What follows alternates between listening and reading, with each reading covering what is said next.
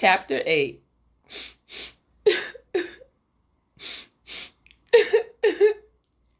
I hate men. All men. Every man. All right. So maybe that's not exactly true. But right now, I hate Kevin Powles, my ex, my baby's father. I can't help it. He's taken me to that point. He's got me acting like a fool, screaming and yelling like a banshee. That's how my mama always explained such extreme female behavior. But I lost control.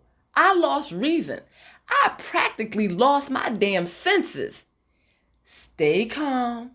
Focus. Don't let him win. Deep breath.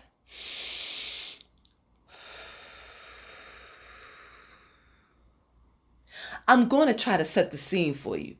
I was coming out of the corner store, the moms and pops. I needed a snack for the kiddies. I hadn't made lunch, so I decided at the last minute to buy Kevin and Terrence pepperoni and cheese Philly-style pretzels. They love eating them. I do too. They are the best. A sliced pretzel layered with American cheese and spicy round pieces of meat nuked in a microwave for 30 seconds? That was a treat. Quadera's Deli made the best cheese pretzels in the entire city. That's my unbiased opinion, so you know it's true. Anyway, I was minding my own business when everything around me changed. I couldn't have seen it coming. Who would have? You see, what had happened was my ex showed up on the scene. Kevin, what are you doing here? My question shot out of my mouth before I had time to think. I really didn't care where he was or what he was doing. You see, that was a lie I keep telling myself. I was over him. I was moving on. Yeah, right. Who was I kidding? The man still held a part of my heart hostage. Anyway, my interrogation, as he called it, wasn't received very well. Don't you worry about it. I sure didn't come by to see you, he said nonchalantly. A loud voice shouted in my head. What did he say? Well, those flippant words didn't hit me right. They only seemed to fuel my anger, take it to the next level. I hadn't reached utter outrage or pure insanity, but he was taking me very close to the edge. The man hadn't seen his kids in months. That was horrible. What was he thinking? Where was his loyalty at? What about little Kev? Don't you care about seeing Terrence? They keep asking about you. What am I supposed to tell them? Tell them what you like. Tell them anything. I don't know. You're their mother. Figure it out. Alert. Warning. Tamala Jones is nearing the edge. Treacherous drop below. Caution, caution. Don't overreact. I ignored all warning signs.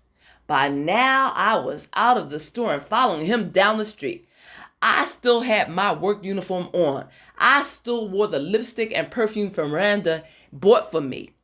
But none of that mattered. The last thing I was thinking about was being a lady. That femininity level up stuff went right out the window. I was mad. Don't you walk away from me, I yelled. Let's have an actual conversation. You do not have to do that. You can talk to me, you know. Why don't you try not running away from the problem? Why don't you just face me? Kevin suddenly turned in his tracks and did face me. We were beginning to draw a crowd, but I didn't care. I needed answers. I wanted to tell my kids something, anything, that would make them stop asking about their father. Is this your way of asking for money? You know I don't have a job. I ain't making no cash. That's why I left. Yeah, I know about that, I sneered. You left me with all the bills and no way out. He gave me a slow smile and he looked me up and down. Seems like you're surviving. You got a job. He asked, while reading the name tag on my uniform. I quickly snatched it off. I wanted to wince when the pointy tip accidentally pricked my finger, but I didn't. An absurd thought popped into my head.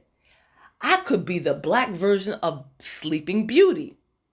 This could be my concrete kingdom, and I its princess in waiting. Only I didn't prick my finger on the spindle of a spinning wheel. Yeah, right. Come back to reality, Tamala Jones. This isn't an urban fairy tale. This is real life drama. This is your harsh reality. So deal with it. Don't worry about where I'm working. The issue here is little Kevin and Terrence. They want to see their father. Kevin interrupted me. I heard you. I'll come see them when I can. Right now, I'm doing something. I don't know what you expect from me. I'll find you when I get a chance. And with those words, he walked away from me. He got into the passenger side of a woman's car, and they quickly drove off. I stared at him in shock. That was the girl I'd heard about, and she was pretty.